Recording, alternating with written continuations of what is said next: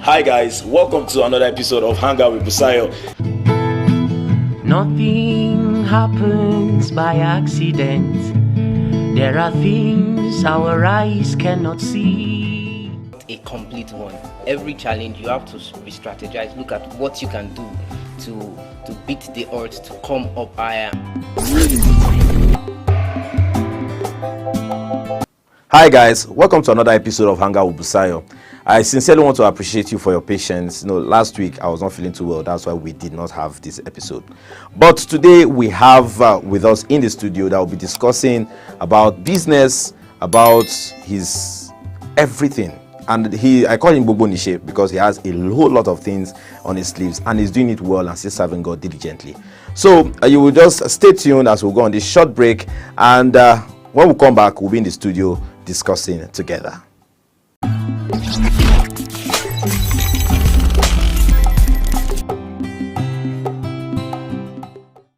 Okay, welcome back. Today, earlier as I stated, we have someone 3-in-1 in the studio. I call him 3-in-1. I'll call him Bobo Nishe. You can call him Worry Wolf. You can call him Solo. I can call him Managad. 3 things in one. A business-minded person with us in the studio, coming to give us more and more experiences that he has had and different things. But I think we should now move to him now. And the way he's already doing, like, can I preach something now? Like guest minister. I guess minister. Can I lay hands on you? Lay on the sick. Oh my goodness. The blind will talk. The blind talk. It just have to happen. Miraculous. Please don't crack me up already. So, okay, people want to know your full name. Okay. They know your businesses, they know your brand, but they want to know your name. Okay. So my name is Samuel Lucky Oyinlola Okwoku Ogenetega. All names. What's happened? That's my full name. Okay. Yeah, and just like the 3 Godheads, like God the Father, God the Son, God the Holy Spirit, I am also 3-in-1. So the 3 Godheads is called the Holy Trinity. Why mine is not the Holy Trinity? Mine is Samosa. Samo, sir. Not the sa, not samosa that we eat. Because some people are already salivating. you see them. So mine is samosa. Then my business name is Soloy. Soloy. S-O-L-O-Y. Soloy stands for Samuel Okoko. L is Lucky.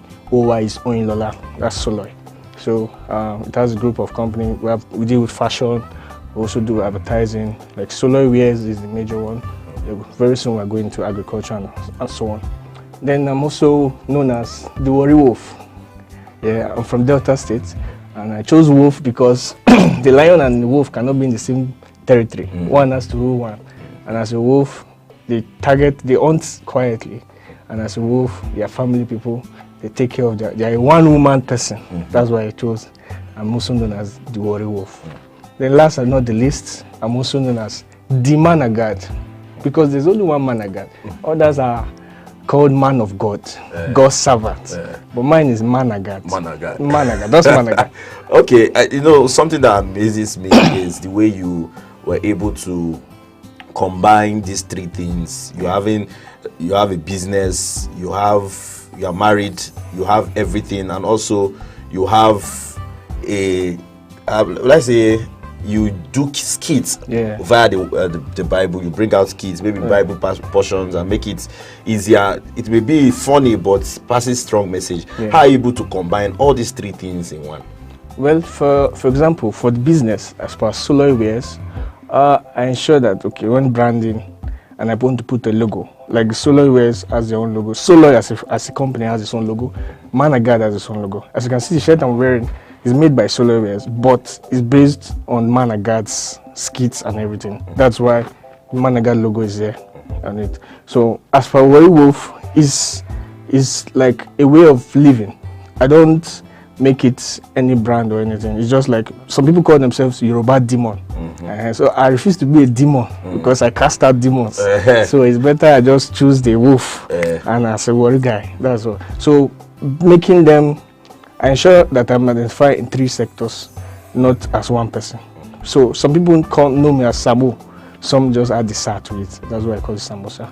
Yeah. So I ensure everybody's when I'm in a particular sector, I'm identified as what I am, not as the other area. Okay, so before we go into the Managad aspect of producing skits, when I watched some of your skits, and I was like, how come? How were you able to fuse all these things together to just bring out such a beauty that everybody just likes? Managad is back, Managad is back, and then this your guy that is at the background giving the tongues, giving the vibes at the end, and all these things. But we'll come back to that, but as a believer, you are into business. You are doing business, and I will say you are performing poorly. If you look at just camera will zoom you small. Okay, so now you are not doing bad. You are doing well. Yeah. So how did you start business? Well, I can say I was born with a silver spoon, but life took the spoon away. I had to also. In the sense that my dad was, when he was alive, was a very wealthy person and everything. Just one phone call, we get whatever we want. When he died, it dawned on us that we can't depend on anybody. We can't call anybody. Because the way he raised us, we can't even depend on each other. We only depend on him. And he supplies everything by God's grace. But as he died, it dawned on me that I need to start something for myself. Because I don't need to be looking for one uncle somewhere to be asking him, how can you help me get this job? I decided to focus on being a business person. And I realized to be a business person, you have to work on something that you like doing. You won't just be doing, because if you don't enjoy doing the business, you get disappointed on time. And I realized I like wearing branded shirts. I like wearing catchy words like "They alright," "No vex abeg," something catchy that you don't have to stand one place and be reading. And I realized that since I like all those stuff and I like making them, then when I had my dad, I used to buy many branded shirts and everything. And I realized instead of me spending my money on buying it, why not turn it to business? And that's how I started doing solo wears. And that's how solo wears started.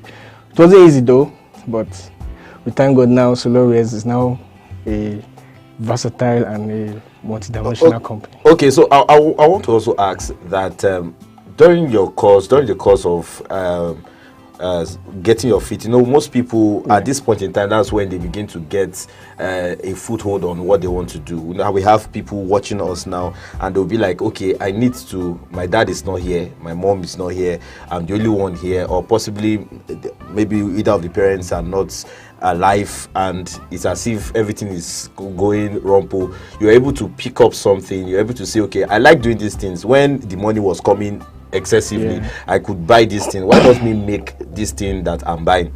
And you started something. So was there any time that you had a serious challenge, in terms of your business, and you needed motivation? How did friends or how did anybody support your work?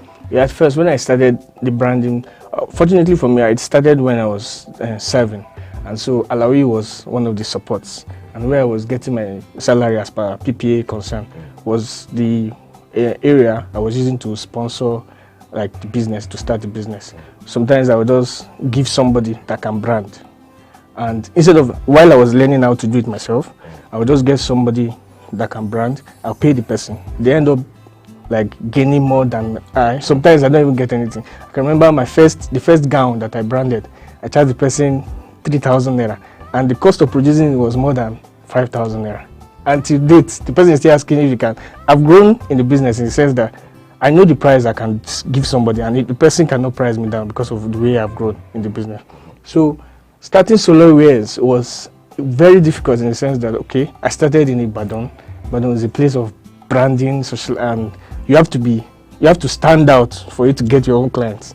So I started by just convincing people that I can do it, and I will spend a lot of money just to get it done, until I realized that, okay, I can go and get materials from here, I can go and get this.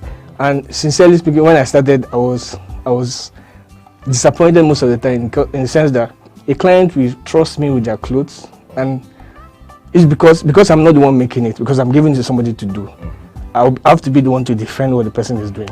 And most times, the clients, they give me the clothes or they give me the contract because they trust my personality. So they give me, most times they give me second chance. Some don't even give me any chance.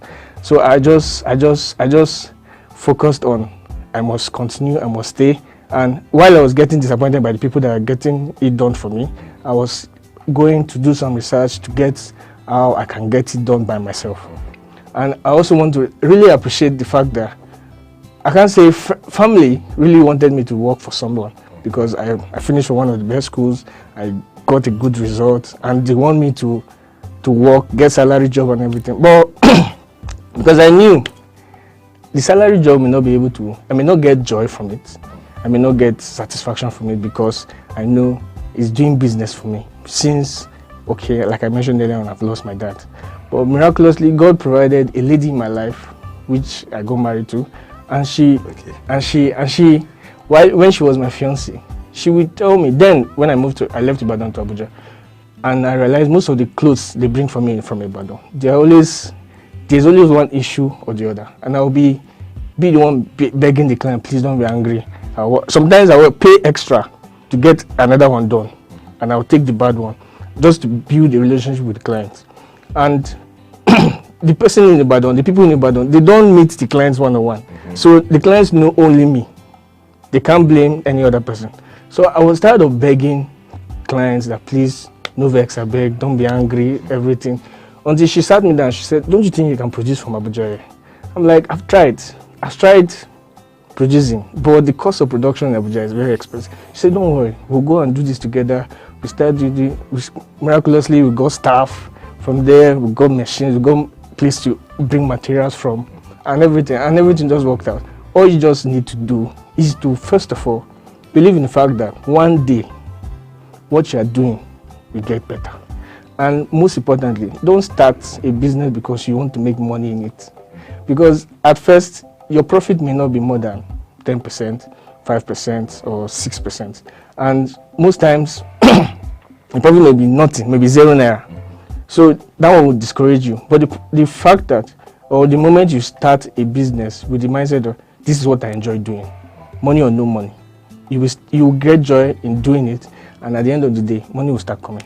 Okay, at the end of the day, money will start coming in. That's just the first part of what he does. And we are going back after the short break to know what about Managad. How did he start it? What were his motivations for starting Managad? We'll be right back after the short break.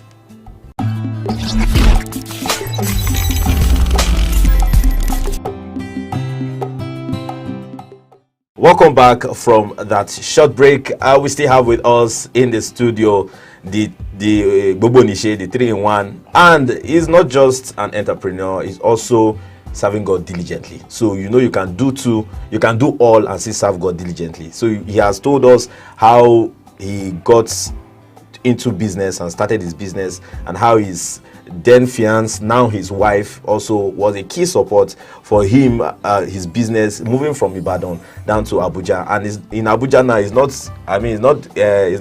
coming to come and Buaja, not come and pack sand. He's here doing his business and making his money. I was telling my guys that we should come and bill him before he let's go back to so now Managad. That's right. How did you start? Well, I've always known myself to